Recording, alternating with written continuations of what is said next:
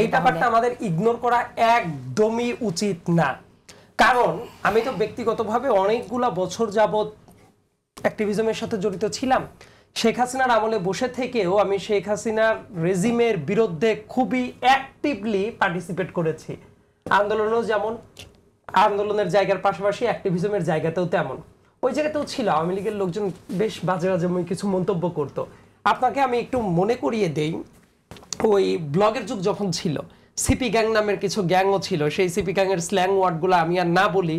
তারা ওই যে শহীদ মিনারে কে যাইতে পারবে, কার লাশ যাইতে পারবে না, কাদেরকে ব্যান করা হবে, এই ক্যাটাগরির তাদের একটা টেন্ডেন্সিটা ছিল। এবং ওই জাতীয় জিনিসপত্র আমরা তো ফেস করেছি, কারণ অনেকেই নতুন নতুন এই জায়গায় এসেছে, কিন্তু আমরা যেহেতু ওই আমলেও কিছুটা করেছি, করার কারণে দুই জায়গার ভেতরে একটা পার্থক্য করার মতো জায়গাটা তৈরি হয়। কিন্তু ওই জায়গাতে অনেক ক্ষেত্রে যেটা হইতো, ডিরেক্ট হুমকি, এই বেশি কথা বলা হচ্ছে, সাইজ করে ফেলবো, অমক করবো তমক করবো। ঠিক 5 আগস্টের পরে এসে এই কালচারটা অন্যরকম রূপ নিয়েছে, এবং সেটা যে কেউ যে কোনো অ্যাক্টিভিজমের সাথে যারা জড়িত ছিল তাদের কাছে জিজ্ঞেস করলে এই এক্সপিরিয়েন্সটা পাবেন।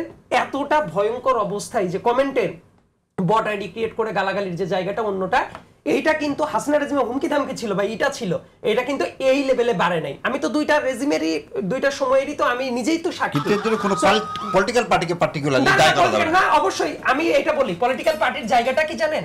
পলিটিক্যাল পার্টির জায়গাটা হলো দায়িত্বশীল ব্যক্তিরা এটা কিভাবে অ্যাড্রেস করছে। আমরা যদি এখন বলি না পলিটিক্যাল পার্টিদের কোনো দায় নাই, কোনো কিছু নাই, অবশ্যই দায় আছে, ক্লিয়ার লিমিটস এই যে অবশ্যই দায় আছে, এবং আমরা সেটা করছি। ওইজন্য বোনকে বললাম যে তারবিয়াতের প্রোগ্রামে গেলে দেখবেন যে এগুলো করা হয় না। উনি ওই প্রোগ্রামের কথা বাদ, এই যে আপনি প্রথমে যে বললেন না যে পলিটিক্যাল পার্টিদের এইভাবে আনা যায় কি যায় না, কিন্তু আপনি কিন্তু এখন পরবর্তীতে না আমি বলে দিচ্ছি এটা দায়িত্ব, এবং আমি সেটা বলে দিচ্ছি। এবং দেখেন, এবং আমি একটু শেষ করি প্লিজ আমারটা। তার মানে আপনি এই যে বললেন যে পলিটিক্যাল পার্টির দায়টা আছে, এই পয়েন্টে আমিও একমত, আপনিও একমত, সবাই একমত। এই জায়গাটা থাকার পরে আমরা যদি এই জায়গায় দায়িত্বশীল ভূমিকাটা রাখি প্রত্যেকেই, আমরা যদি মনে করি যে প্রত্যেকের একটা কমন গ্রাউন্ড থাকা দরকার, যে তোমরা সমালোচনা করতে পারো, কিন্তু সেই সমালোচনাটা এই যে গালিগালার যে জায়গাটা, এইটা হওয়া উচিত না। আমি তো বললাম সেদিন আমি ওই যে জগন্নাথ বিশ্ববিদ্যালয়ের যে আমাদের যে বোন যাকে ডিএসের আওতায় তুলে নিয়ে যাওয়া হয়েছিল, কি নিপীড়নটা চালানো হয়েছে, সে পরিপূর্ণ নেকাবি একটা মেয়ে, সে পরিপূর্ণ নেকাবি একটা মেয়ে, এবং তাকে যে কমেন্টটা করা হয়েছে সেটা প্রমাণটা আছে। দেখবেন যে খাট কাঁপানো যোদ্ধা লেখা হচ্ছে। এটা আসলে আপনি যেহেতু আলিমের দাওয়াতটা দিলেন, এবং যারা এই কমেন্টটা করেছিল বিশ্বাস করেন এটা নিয়ে দেখা গেছে, মানে আমি দেখি কি যে বাংলাদেশের মানুষের কিন্তু কিছুটা রেসপেক্টফুল জায়গাটা আছে। আমরা সাধারণত ধরে দেখি আসলে বেশভূষায় তো মানুষের পরিচয় না, প্রত্যেকের পরিচয় তার আলাদা আলাদা, কিন্তু তারপরেও যেহেতু আমাদের একটা ঐতিহ্য আছে গ্রামীণ, ধরেন যে যেমন আমার দাদা যখন ছিলেন বা নানারা ছিলেন বা একজন মুরব্বী মানুষ যখন একজন দাড়ি টুপি পরা মানুষ থাকে, আমরা কিন্তু বাই ডিফল্ট ধরে নেই যে না অন্য যে কারো চেয়ে ওনার একটু মানে এই যে রিলিজিয়াস প্র্যাকটিসিং ব্যাপারটা একটু ভালো।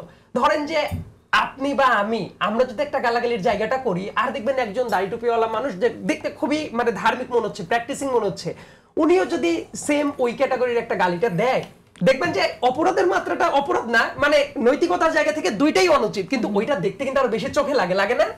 কিন্তু ওই জায়গাটাকে কেন্দ্র করে এই যে গালি দেওয়ার যে জায়গাটা, এইটা না বেড়ে গেছে,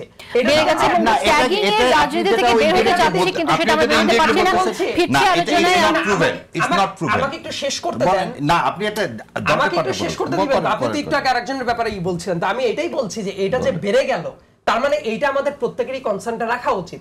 তাহলে যে আমাদের দায়িত্বশীল লোকদের বলা উচিত যে দেখেন যারা দল করছেন, এইটা ওই যে শুধু তালিমে গিয়ে কি হয় এটার ব্যাপার না, ধরেন যে বিএনপির অনেকের বলা উচিত যে না আমরা রাজনৈতিক অ্যাক্টিভিজম করব, কিন্তু তার মানে এই না যে এইভাবে গালিগালাজ করতে হবে। এনসিপির দায়িত্বশীল লোকদের বলা উচিত যে এটা করা উচিত না, নারীদের প্রশ্নে এইটা সিরিয়াস কনসার্ন নেওয়া উচিত, এমনকি অন্য সবার ক্ষেত্রেই।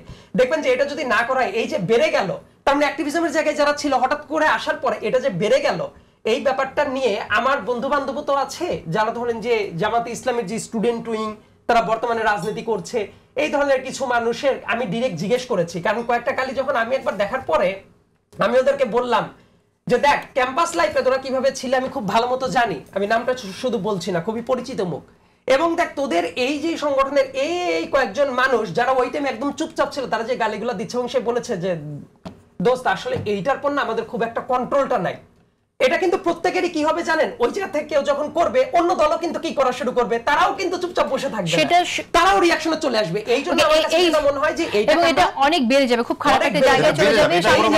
সামনে নির্বাচন, এই জায়গায় আমরা এই বিষয়টা নিয়ে কথা বলা দরকার। আমরা বলি যে এটা ইগনোর করব না, এই যে করা হচ্ছে ঠিক আছে, এটা না করা উচিত আমরা বলছি। আসলে এই কালচারটা চেঞ্জ হওয়ার জন্য যে ধরনের মানে সিভিক সেন্স আমাদের সবার থাকার জায়গাটা ছিল, সেই জায়গাটা অনেক ক্ষেত্রেই নাই, এবং এই না থাকাটা আসলে অত্যন্ত দুঃখজনক। আমি যেটা মনে করি, আমরা প্রত্যেকের ইস্তেহারটা নিয়ে যাই যে বিএনপির জায়গা থেকে বিএনপির এটা প্রপোজাল, জামাতের জায়গা থেকে জামাতের এটা প্রপোজাল, এনসিপির জায়গা থেকে এনসিপির এটা প্রপোজাল, গণ অধিকার পরিষদের এটা প্রপোজাল, তারপর XYZ যে কোনো দলের এটা প্রপোজাল। জনগণকে আমরা ভোটটা দিতে দেই, আমরা আমাদের কথাটা বলি যে আমরা এটা করতে চাই, এইটা করব আপনাদের জন্য। তারপর আমি এটা বিশ্বাস করি যে ভাই জনগণ তোমার কাছে আমি প্রেজেন্ট করলাম, জনগণ আপনারাই তো দেশের মালিক। সো আপনারা এখন যদি মনে করেন ভাই আমাদেরকে ভোটটা দিয়েন, আর না হইলে আপনি যাকে ভোট দিবেন তারাই দেশের ক্ষমতার ওই গদিতে বসবে। সো এই যে এই প্র্যাকটিসের জায়গাটা, এইটাকে আমরা যদি এই কালচারটাকে ধারণ না করতে পারি, আমাদের আসলে যে কারণে গণ অভ্যুত্থান ছিল, শুধু গণ অভ্যুত্থান না, আমরা সব আলোচনায় যদি গণ অভ্যুত্থানটা নিই, 90-এরও তো একটা গণ অভ্যুত্থান ছিল, তারপরে 1971 সালের মুক্তিযুদ্ধ, যেটা এই মুক্তিযুদ্ধেরও কিন্তু একটা ডিরেক্ট কারণ ছিল 1970 সালের 7 ডিসেম্বরের ভোটের পরের আফটারম্যাথ যে ইফেক্ট, আমাদের বাংলাদেশের এই যে রাষ্ট্র গঠনের যে প্রক্রিয়া, সেই প্রক্রিয়াতেই কিন্তু নির্বাচনের ইস্যুটা খুবই গুরুত্বপূর্ণ। কারণ কি ওই টাইমে ইলেকশনের পরে যদি আপনি ঠিকমতো পাওয়ারের ট্রানজিশনটা হইতো, তাইলে ঠিক আছে মুক্তিযুদ্ধ হইতে পারতো অন্য কোনো টাইমে, কিন্তু ওই 71 সালের শুরুতেই কিন্তু মুক্তিযুদ্ধটা ওই টাইমে নাও হইতে পারতো। এই কারণে একটা ইলেকশন প্রসেসের সাথে আমাদের জাতিগত ভদ্রতা, ভব্যতা, ডেমোক্রেসির যে প্র্যাকটিস, এটা খুব গুরুত্বপূর্ণ। বাট এই জায়গাতে আমাদের শালীনতাটা খুব গুরুত্বপূর্ণ। ভাই আরেকজনকে দেখে নিব, অমুক করব তমুক করব, এটা তো আমার কাজ না। আমার কাজ আমার এজেন্ডাগুলো নিয়ে মানুষের সামনে প্রেজেন্ট করা, যে আমাকে কেন আপনি ভোট দিতে পারেন।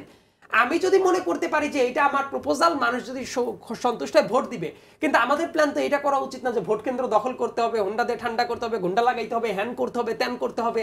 এবং এই কালচারের ঊর্ধ্বে যাতে আমরা উঠে আসতে পারি, এটা কিন্তু শুধু বিটিভিতে প্রচারণা হবে, সরকার প্রচারণা চালাবে, ব্যাপারটা এরকমও না। আমাদের মনস্তাত্ত্বিক জায়গাটাও খুব গুরুত্বপূর্ণ, যে আমরা কি চাই।